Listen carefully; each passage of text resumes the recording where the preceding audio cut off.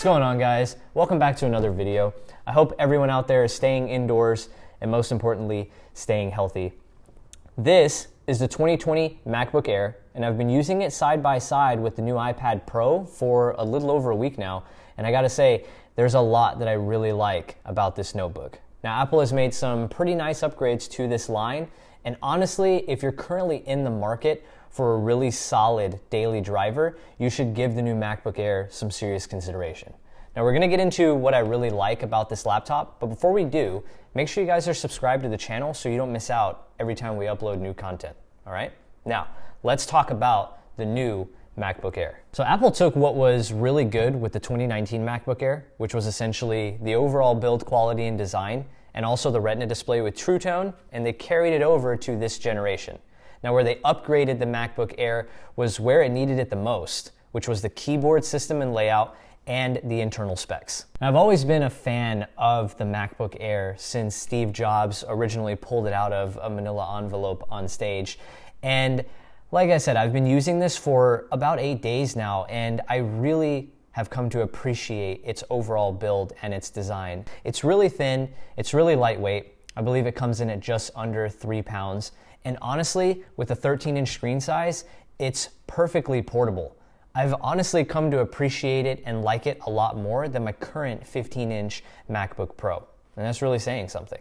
Now, even though it's thin and lightweight, it also feels really solid and really well built. So while you're getting the thinness and the lightness of the computer, you're not getting something that's flimsy, you're getting something that definitely feels premium. So overall, it's a really awesome experience. Now, Apple is offering more customization options as far as the internals go for this year's MacBook Air, which is nice.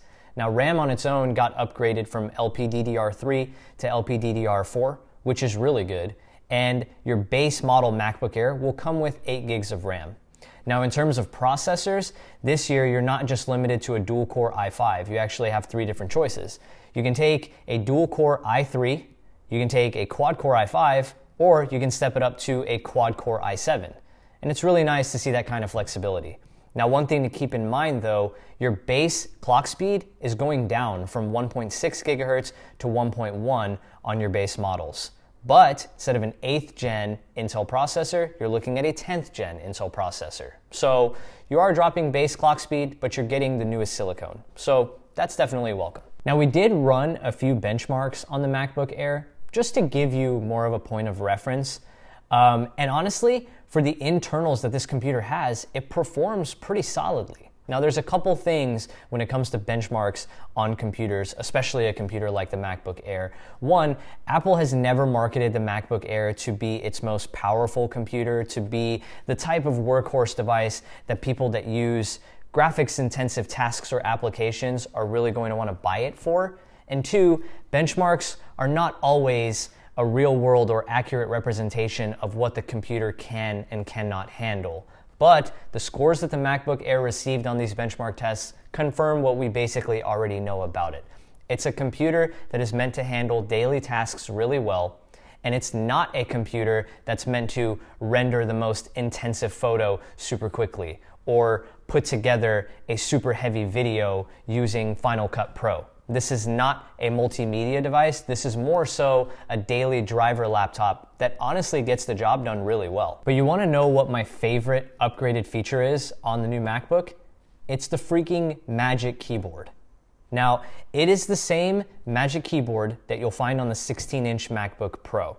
Apple switched from the old butterfly mechanisms that hardly had any travel, that were super flat keys, and to be quite honest with you, faced a lot of reliability issues, and they've now swapped it out for a redesigned and updated scissor switch mechanism keyboard, and it makes a night and day difference in terms of the typing experience on a laptop, which honestly I feel like is one of the most important factors whenever it comes to the laptop you're using. The keys have 1 millimeter of travel, they're a lot more tactile, they're a lot more responsive, and doing anything that involves the keyboard on this MacBook, or the newer ones anyways, is so much better.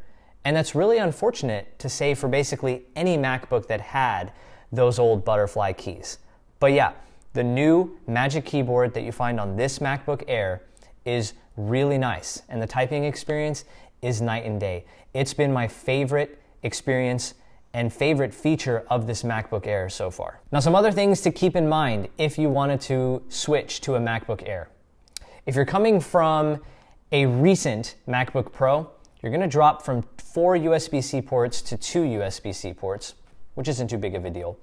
You also won't have a touch bar, which honestly is also not that big of a deal because you get a physical and separate escape key, you get your physical function keys, and you get a separate Touch ID button that also doubles as your power button. And in terms of speakers, you will be dealing with a smaller speaker setup that probably won't get as loud or as full as a newer MacBook Pro, but honestly, the speaker system on the MacBook Air is still really, really solid and it performs really well. At the end of the day, the new MacBook Air is a really solid notebook, but you really need to think about the use case scenario if you are considering buying one. The MacBook Air is the type of notebook that you should use for your standard everyday tasks, which, to be completely honest with you, 75 to probably 80% of people who go out there to buy a notebook probably fall into this category. You need to use the MacBook Air for things like reading and responding to emails, typing up documents, browsing the web, watching some YouTube videos, FaceTiming with your loved ones, the basics that a lot of us do every single day. Now, if you do find yourself wanting to go and purchase this MacBook Air, there are a couple configurations that we would actually recommend that we feel are kind of the sweet spot in terms of the specs you get for the money you pay. So the first spec that we would recommend is sticking with the quad-core i5, bumping it up to 16 gigs of RAM, but keeping 256 gigs of storage. Now, the reason why we recommend this is in today's world, even with the basics, I would recommend an i5 and 16 gigs of RAM just to make sure that you're set to keep this laptop for 3, 4, 5 years down the line. And also, if you're the type of person who utilizes a lot of cloud-based services for your photo and document storage, then you probably don't need 512 gigs of storage and can get away with 256.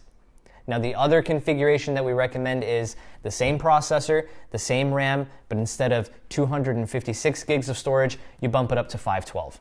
This is for someone who doesn't utilize a lot of cloud-based services and likes to store all their documents and information on their computer.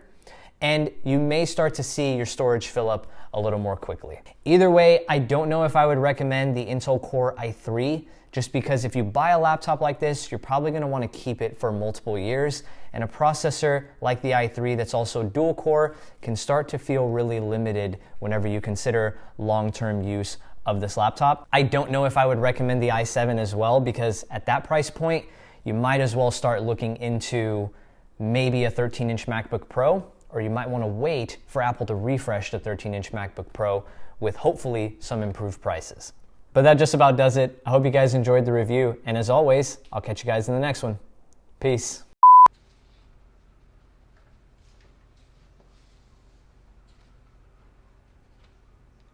Basically it, right? That's all we're gonna do. I'm recording already.